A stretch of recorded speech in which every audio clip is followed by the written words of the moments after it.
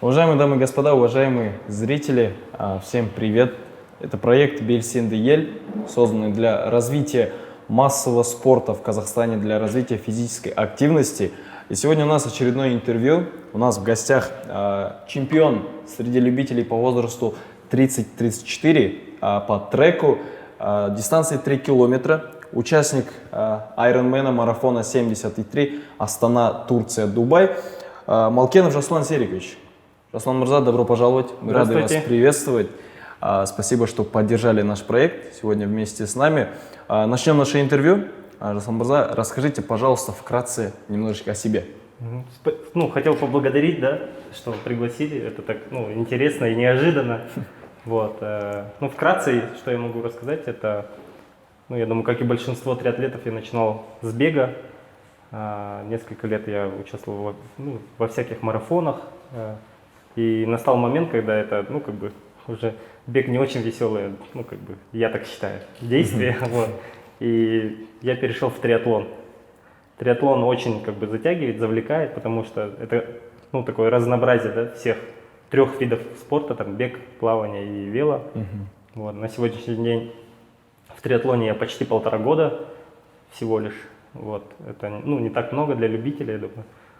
И я считаю, что это очень интересный вид спорта, очень такой разносторонне развивающий тебя как спортсмена, любителя. И что еще можно добавить? Из трех видов, что я могу сказать, сегодня, это не секрет, все знают, что самый любимый вид спорта это, конечно, велосипед в триатлоне. Хорошо. А в каком возрасте вы начали заниматься спортом в целом? Примерно, со школьных лет я хорошо бегал тоже, но я это качество никак не развивал. То есть там нормативы сдавал, как положено.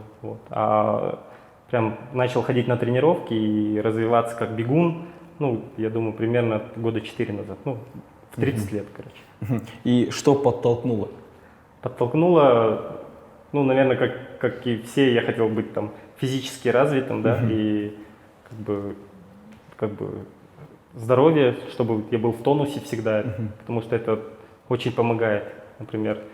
Это очень влияет на настроение, на день в целом, продуктивность твою. И ты чувствуешь просто приток энергии.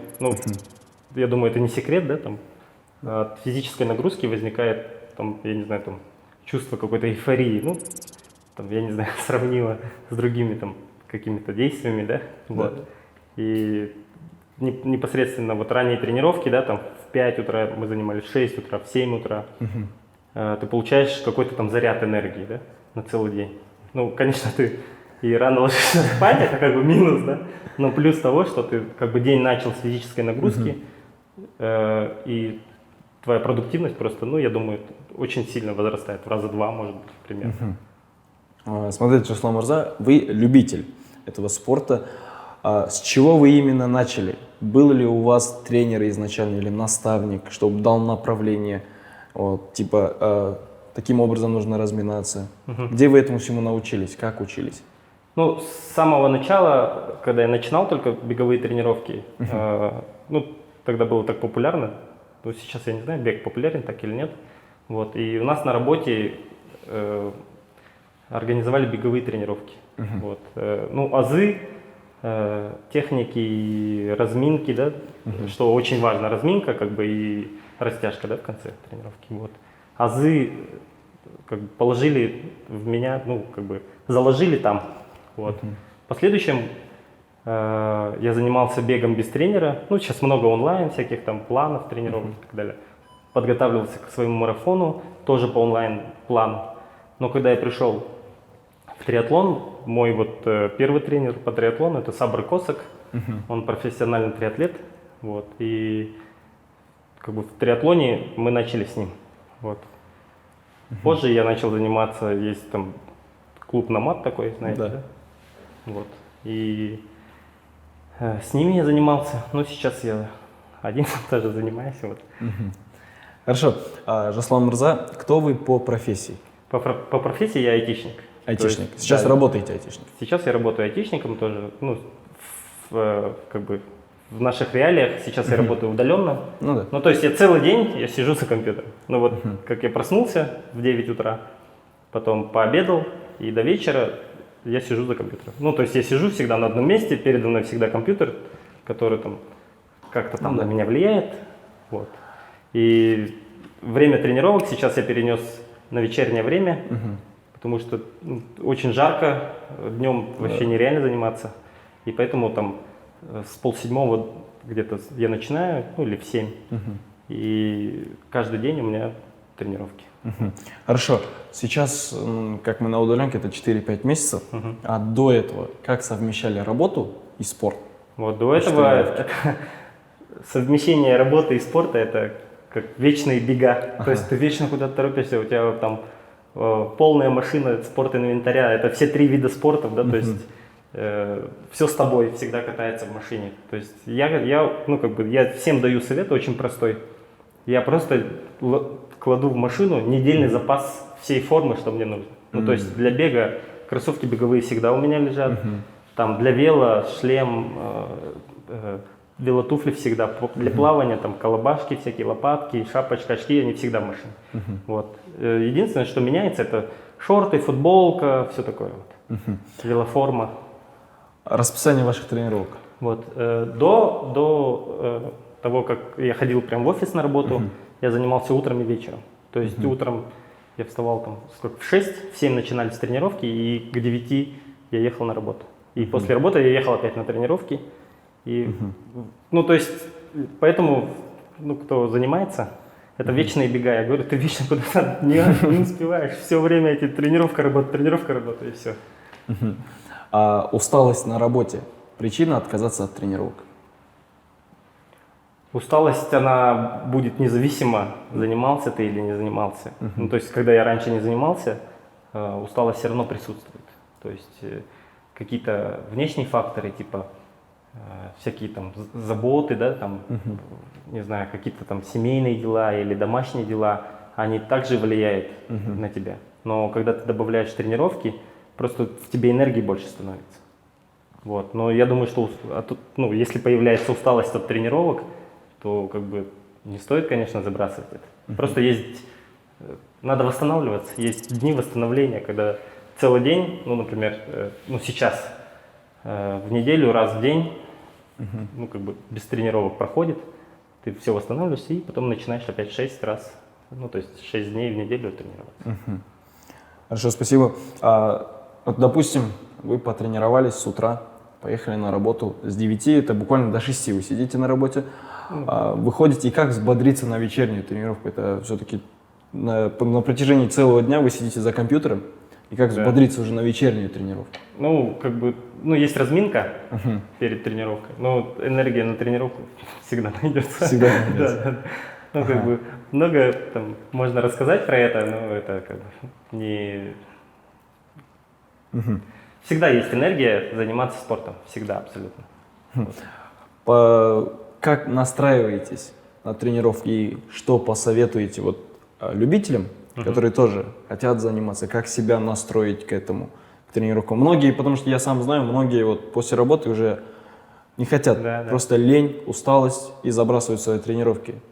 Ну, как бы всем известный факт, да, во всех тренировках, которые вообще, да любые там, будь то там, я не знаю, хоккей или лыжи, там, или велосипед или бег, да, самое главное во всем этом – это выйти из дома.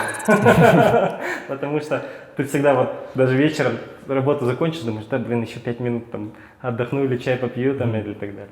Вот. И самое сложное – это, ну, реально самое сложное – это выйти из дома. То есть самое тяжелое – это проснуться, да, то есть вот когда ты в 6 утра просыпаешься, и ты думаешь, ну, организм нереально просто сопротивляется и говорит, да зачем оно тебе нужно, ты лучше поспи, там на улице минус 30, капец, там буран, я не знаю. Вот. Но большинство, ну, моих друзей и с кем я занимаюсь, все находят силы и приходят. И, ну, главное в этот процесс влиться, вовлечься, и это, ну, отдача как бы будет от этого очень большая. А вот за 1,5 года были ли у вас такие моменты, что вы тоже вот отказывались? Ой, сегодня я вот не пойду на тренировку, сегодня не позанимаюсь, перенесу. Были такие моменты? Ну, конечно, я же человек, конечно, были. Но в основном это, ну, я не знаю, как, ну, вот в реалиях любителей, да, то есть это как бы наше хобби. Все, кто с нами занимается, это наше хобби. У нас есть основной род деятельности, да, это работа, которая нам приносит доход, и где мы должны вкладывать очень много сил и ума своего. Вот. А на тренировках мы просто как бы, ну как сказать, ты как будто от реальности оторвался, это другой мир, где ты можешь проводить время с друзьями, и при том, что это настолько, ну как бы приятно, да, и никто тебя не заставляет, потому что тебе это нравится. Вот. И там больше такой, ну я не знаю, психологический может эффект, а то, что там как-то мышцы у тебя начинают там расти, или ты какой-то становишься такой энергичный, я не знаю, ну, у кого разные цели, да, какие, там кто-то может хочет похудеть, да, и когда ты видишь этот результат, то это, ну, просто тебя чувство переполняет, там, такое удовольствие ты получаешь от этого, вот. Особенно, когда, например, это получается, и ты там на марафонах или на соревнованиях показываешь какой-то результат, ну, как бы там, все равно кто-то себе какие-то планки ставит. Там, я не знаю, пробежать там за какое-то время, проехать на велосипеде за какое-то время. Вот. И когда ты достигаешь этого, ну, это какая-то микроцель, то, естественно, положительный эффект это все приносит. Хорошо. Следующий вопрос. Вот вы как любитель, как восстанавливаетесь после тренировок, после марафонов, после забегов? Что вы делаете? Ну, все, что говорит тренер, как можно восстанавливаться, да, после соревнований, это там, ну, я не знаю, массажи, в баню можно ходить, ну, там, можно и так ходить, но не часто, там, не знаю, раз в цикл, там, нагрузки какой-то, вот. Ну, есть выходной день, когда он обязательно, то есть выходной день нужно соблюдать, потому что если ты не будешь соблюдать, то ты перегрузишь свой организм и можно заболеть, например. Перешли ли вы на правильное питание? Ну, я стараюсь, но я тоже человек, да, там, мне тоже там охота там, раз в месяц бургер съесть, например. Ну, вообще, как бы я стараюсь, но просто с теми нагрузками, которые ты несешь, я думаю, что это все сгорает вообще. Вот. Ну, я хочу так думать. Хорошо. Следующий вопрос. Давайте представим. Вот буквально на 2-3 недели по причинам неизвестным остались без вот, спорта. Чем бы вы тогда занимались? Ну, это, как бы говорится, это уже как бы образ жизни, да? Даже если у тебя нет возможности, например, если бы я куда-нибудь уехал, к примеру, и я не имел никакой возможности плавать или ну, ездить на велосипеде, да, я бы просто тогда бегал.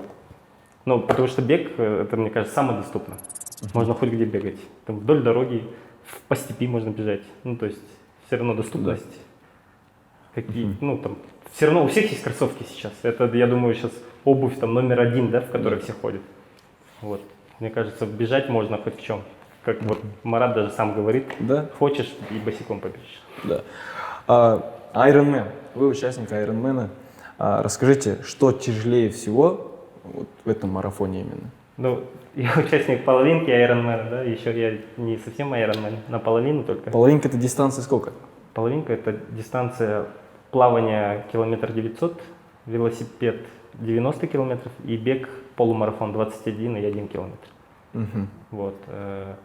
Самое сложное, ну вообще для меня во всех тренировках сейчас самое сложное — это плавание. Но на старте плавание идет первым, поэтому ты как бы там особо не устаешь. Вот. И самое сложное становится бег. Во-первых, потому что плавание начинается, ну, все соревнования начинаются рано утром, это в 7 утра, да? В 7 утра не жарко на улице, очень комфортная температура, поэтому, когда ты плывешь, еще на улице не жарко. Когда ты едешь полдистанции, еще не жарко, но когда ты начинаешь бежать, просто на улице пекло, нереально. Вот во всех 3 дистанциях почему-то самое мне было тяжело, наверное, в Астане. В Астане у нас. Мне было нереально жарко. Ну, было везде жарко, но почему-то мне запомнилась именно Астана, потому что, не знаю, очень тяжело. Бег очень тяжело всегда. Ну, это для меня лично. Насколько развит этот Ironman? Какая у него аудитория? Ну, вообще это сейчас очень такое популярное направление, да. Даже, ну, как бы мы занимаемся же не айронменом, а некоторые думают, мы занимаемся айронменом. Мы занимаемся триатлоном, да, как дисциплина спорта, да. Но айронмен просто ввел такую дистанцию, которая как бы самая большая дистанция в триатлоне это олимпийская дистанция, да, там. Айронмен больше и полный айронмен еще больше. Вот. И сейчас это такое популярное направление, то есть я думаю, что все в спорте знают, там, Ironman, не Ironman, там, начинают. Вот. Охват, я думаю, аудитории очень большой. Но особенно, ну, даже в Астане вот в прошлом году было очень много зрителей, например. А я был зрителем, я еще тогда не занимался триатлоном, в 2018 году, да, получается.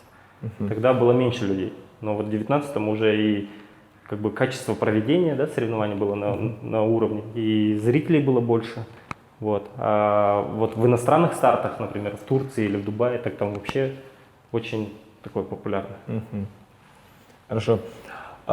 Этим видом спорта, триатлоном, если любой человек захочет заниматься, начать, с чего нужно начинать, по-вашему? Ну, вот триатлонные клубы, которые сейчас существуют, они, ну, могут применять любого человека, мне кажется, даже который никогда не бегал или не плавал, да. Вот я сам лично пришел в триатлон, я не мог проплыть бассейн 25 метров без остановки. Ну, то есть кролем. Я, во-первых, плохо кролем плавал, во-вторых, я плавал не по технике, и в-третьих, я вообще не мог доплыть, даже 25 метров не мог. Вот, меня научили, ну, как бы, и я научился, да, и я думаю, что любой человек, который придет сейчас в триатлон, его без проблем научат всему, чему нужно. Ну, и там есть такие нюансы, типа, нужно там триатлон, потому что ты занимаешься не одним видом спорта, а тремя. И, соответственно, инвентарь для триатлона нужно для 3 видов иметь. Вот. И поэтому, ну, как бы в этом трудность, мне кажется, самая. А человек самостоятельно может научиться этому всему? Ну, я думаю, может. Потому что информации очень много сейчас. Ну, я думаю, сейчас проблем вообще нет. Главное, если у тебя есть желание, ты можешь и научиться сам. Но я считаю, что с тренером заниматься намного комфортнее и эффективнее. И правильнее. И, наверное, правильнее. Хорошо. Руководствуетесь ли вы спортивной наукой, какими-то рекомендациями известных спортсменов или специалистов спорта? Ну, конечно, да. Ну вот тренера, которые у меня были в триатлоне, да, ну, я считаю, что они не были, они и есть сейчас, да, ребят. Это Сабр и Мурат, да. И я всегда у них спрашиваю советы, как лучше сделать, как, ну, вот если это вот так, то как там, ну, на что это повлияет, если, ну, вот, например, они дают какую-то тренировку, и, ну, есть там на бегу, например, отрезки или темповые тренировки, вот, и, ну, я же любитель, я же не профессионал, я там с 12 лет не знаю, какой эффект это принесет там мне на соревновании, и они всегда как бы дружелюбно и рассказывают, вот если ты сделаешь эту тренировку, на что это повлияет там в будущем, например. Потом, я очень люблю общаться со всякими спортсменами. Ну, в Инстаграме, благо, вот, ну, сейчас есть Инстаграм, да, и можно любому написать человеку, вопрос, ответит он или нет, да, но вот недавно я ездил на тренировку с профессиональным велогонщиком, он здесь в Астане сейчас, Артем, вот, и, ну, то есть, я с ним покатался, да, но я как любитель, а он профессионал, да, мне с ним очень интересно. Как они на гонках себя ведут, что они едят, какой у них режим там, и так далее. Вот. Так что я думаю, что надо со всеми общаться, особенно с профессиональными спортсменами, они очень интересные рассказывают истории. Хорошо. Ну и в конце, что бы вы посоветовали бы современным детям, да и вообще людям, которые не уделяют время для физической активности? Ну, если современные дети не уделяют сами это время, то нужно, я думаю, что уделять время это в среднеобразовательных заведениях, ну, в школах. Вот просто я помню, как я в школе, да, учился, и мне в школе уж точно никто не рассказывал о технике бега. Как нужно бежать, как нужно там, я не знаю, ну там стопу просто ставить на землю, когда ты бежишь. Никто об этом не говорит. Хотя в школе, да, все занимаются. 50% девушек, которые сейчас занимаются в триатлоне, они все имели освобождение от спорта в школе. А почему? Потому что они его не любили. потому что это не так преподносилось детям. Вот. А настало 30 лет, и все они в триатлоне. А что повлияло? То есть в 15 лет они не хотели спортом заниматься, а в 30 лет они сейчас катят на велосипеде и бегут там 30 градусов жары, да? Я думаю, что это не то удовольствие, да, которое... Ну, на соревнованиях это не удовольствие. Это просто какое-то там преодоление себя, и потом ты в конце просто вознаграждение, да, получил. Ну, я имею в виду, что моральное вознаграждение. Вот. И основная цель, я думаю, что нужно начинать со школ. Вот. Потому что если бы мне в школе кто-то сказал: Жасулан, ты хорошо бегаешь, давай мы тебя на секцию запишем. Я, может быть, бы и пошел, да? Ну, я, к примеру. А в школе никто не любил физкультуру. Ну, физическая культура или как воспитание. Вот теперь ваш совет. Что можно делать самому, самостоятельно, чтобы быть физически активным, развитым? Ну, самостоятельно, я думаю, сейчас все очень легко и просто стало, что делать, и много условий, и много мест, да, там, где можно. Там, триатлон парк, замечательное место. Ботанический сад замечательно, велодорожка у нас вообще замечательно. Вот. Много мест, где можно тренироваться. Самое доступное, ну, как я уже и говорил, это бег. Просто можно начать с бега. Не обязательно, вот, ну, как бы основная ошибка всех любителей, все хотят сразу бежать быстро и бить какие-то рекорды. Это нереально. Ну, если ты встал с дивана и побежал, это нереально. И, соответственно, я думаю, что когда это происходит, то есть встал с дивана, побежал. Ну, я точно так же, да, там делал, там, я не знаю, лет 27, наверное, у меня были беговые, ну, я пробовал беговые тренировки, и я бежал очень быстро, и я очень быстро выдыхался, и мне как бы это очень быстро надоедало. Рахмет, Жасулан, еще раз, что Пожалуйста. поддержали, да, наш проект. Уважаемые зрители, сегодня у нас в гостях, я напомню, был Малкенов Жасулан Серикович, триатлонист, чемпион среди любителей по треку, дистанцию 3 километра, по возрасту 34 лет. Рахмет еще раз, всем до скорых встреч. До свидания.